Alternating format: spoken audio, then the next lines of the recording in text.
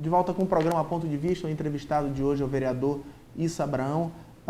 Issa, falando um pouquinho, antes de entrar na matéria, como é que está o mestrado? Já terminou ou ainda está em andamento? Não, eu concluí, Rodrigo. Concluí em março de 2010 e aí, dependendo de como a política se comportar, eu inicio um doutorado ou não. Eu fico, por enquanto, só no mestrado, mas graças a Deus eu já concluí em desenvolvimento regional pela UFAM.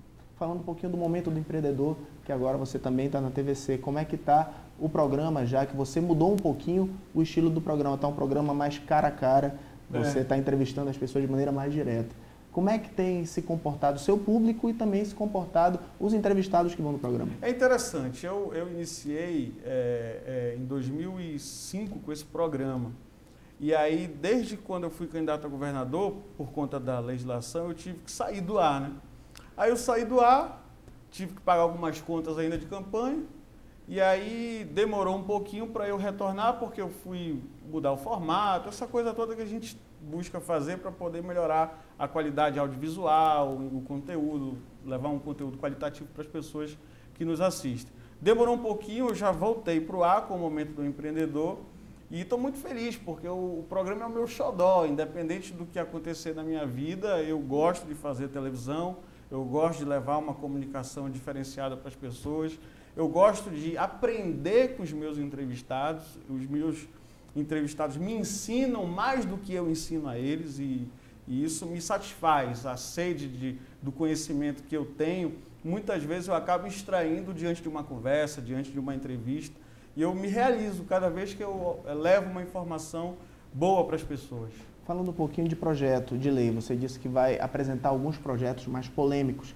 Você deu exemplo, essa parte principalmente voltada ao meio ambiente sustentável, quanto à situação das sacolas plásticas, sacola de papel, compra, até porque isso é algo que a gente vê em outros países. Mas além desse projeto, tem algum outro projeto em vista que também vai gerar alguma discussão na sociedade, já que ano passado, ou ano retrasado, se não me engano, você teve um projeto que era de extrema importância, que não foi aproveitado, que você queria abrir a caixa preta do transporte coletivo e não deixaram. Pois é, isso é um problema.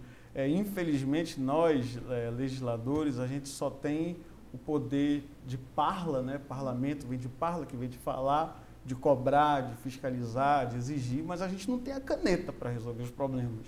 A gente não tem um secretário para nos ajudar a executar as soluções para os problemas da cidade. Então, o máximo que a gente faz ali é fiscalizar. Muitas vezes nós somos mal interpretados pelas pessoas, pelo eleitor principalmente, porque ele cobra de nossa parte algo que nós não somos capazes de realizar, porque não é de nossa competência.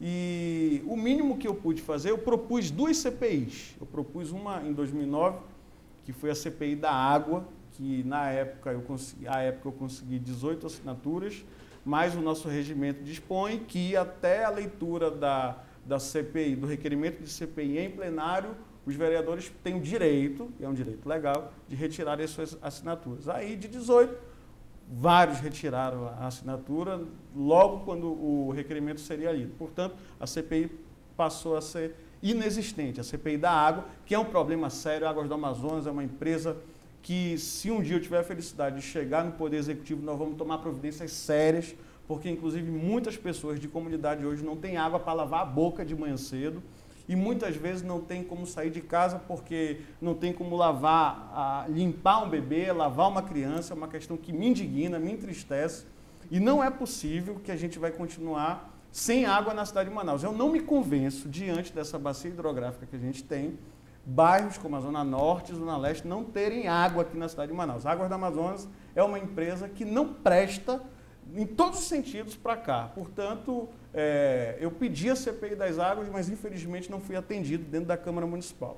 Chegando em 2010, propus a CPI do transporte coletivo, que era para investigar não somente, Rodrigo, uma gestão, a gestão do Amazonina, era para investigar desde o Expresso. Portanto, a gente ia ferir alguns interesses de Alfredo Nascimento, de Carijó, de Serafim, de Amazonino, todos os prefeitos.